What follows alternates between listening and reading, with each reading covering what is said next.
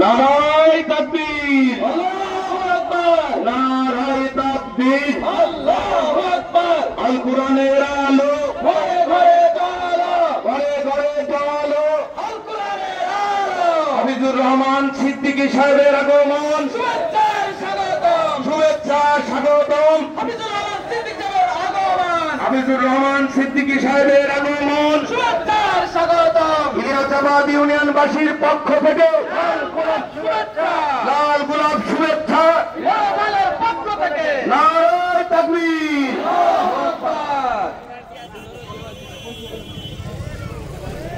প্রিয় ইলিয়াসাবাদ ইউনিয়নবাসী, আপনারা দেখতে পেয়েছেন আমাদের মধ্যে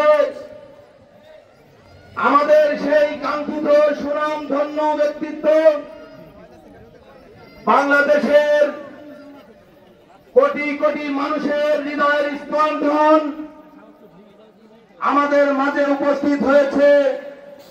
এই জন্য আমি ইলিয়াসাবাদ ইউনিয়ন চেয়ারম্যানের পক্ষ থেকে এবং ইউনিয়নবাসীর পক্ষ থেকে হুজুরকে মুবারকবাদ জানাচ্ছি, সালাম জানাচ্ছি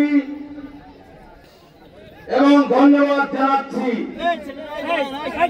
দীর্ঘদিনের যে আশা আকাঙ্ক্ষা ছিল এই অঞ্চলের মানুষের, সেই আশা আকাঙ্ক্ষা হয়তোবা পূরণ হয়েছে বলে আমি মনে করি। এই অঞ্চলের মানুষের অনেক কথা ছিল, এই অঞ্চলের মানুষের অনেক কষ্ট ছিল। আমরা বড় বড় বক্তাদের আমন্ত্রণ করেছি, কিন্তু দুঃখের বিষয় আমরা ইলিয়াসুর রহমান জিয়াদি সাহেবকে দাওয়াত করেছিলাম, আমরা এই ময়দানে আনতে পারিনি। এজন্য আপনাদের কাছে এই মঞ্চে কিন্তু ক্ষমা চেয়েছিলাম। আজকে হুজুরকে আমি আমার ইউনিয়নবাসীর পক্ষ থেকে সালাম মুবারক জানাই যে আমাদের এই ইলিয়াসাবাদ ইউনিয়নে আগমন হয়ে আমাদের সকলের মুখে উজ্জ্বল করেছে। এই জন্য আমি হুজুরকে অন্তরের অন্তরস্থল থেকে ধন্যবাদ জানাচ্ছি। এবং এই তত্ত্বাবধানে ইলিয়াসাবাদ ইউনিয়নের যে সমস্ত ওলামাগণ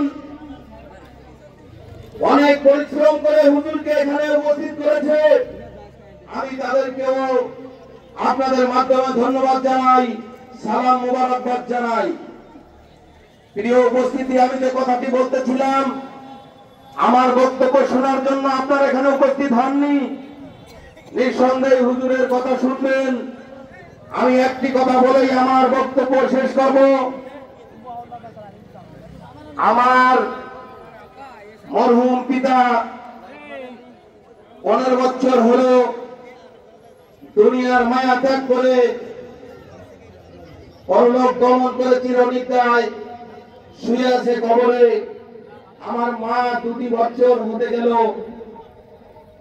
কবরে শুয়েছে, কিন্তু প্রতি রাত্রে আমার ঘরে হাফিজুর রহমান সিদ্দিকী সাহেবের ওয়াজ শুনে আমার মা ঘুম পারত। কিন্তু আজকে হুজুরকে কাছে পেয়ে অনেক খুশি হয়েছি, কিন্তু দুঃখের বিষয় আমার মা দেখে যেতে পারলেন না যে হুজুর এখানে উপস্থিত হয়েছে। আমি হুজুরকে আরেকটি কথা বলে শেষ করব। আমার পক্ষ থেকে আপনাকে অনুরোধ থাকবে, প্রতি বছর আপনি এখানে দাওয়াতের অতিথি, প্রতি বছরই এখানে আমন্ত্রণের অতিথি থাকবেন। আপনার মুখ দিয়ে আমরা শুনতে চাই এবং দাওয়াত অগ্রিম করে দিলাম, আপনি টাইম নির্ধারণ করে দিবেন।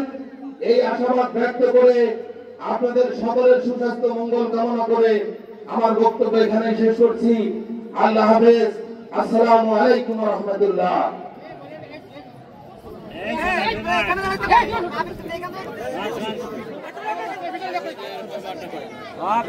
আলহামদুলিল্লাহ,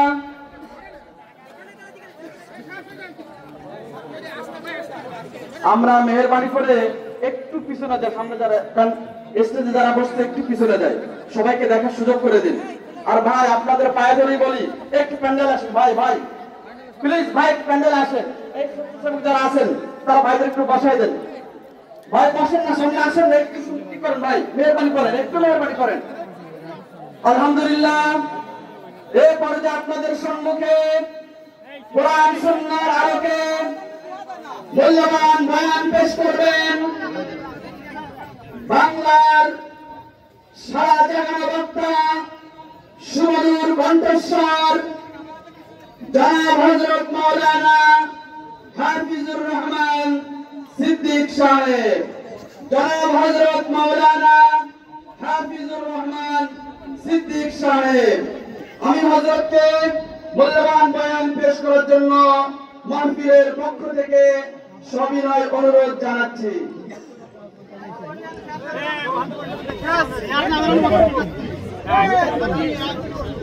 السلام عليكم ورحمة الله.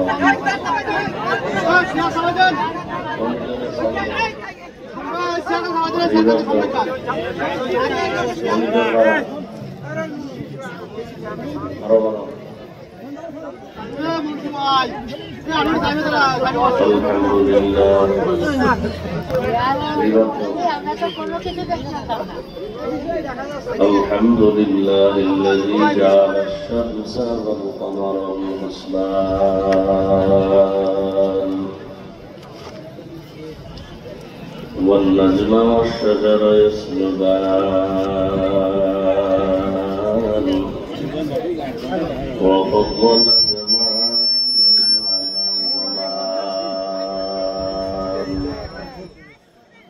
كما فضل مكانا على مكان وإنسانا على إنسان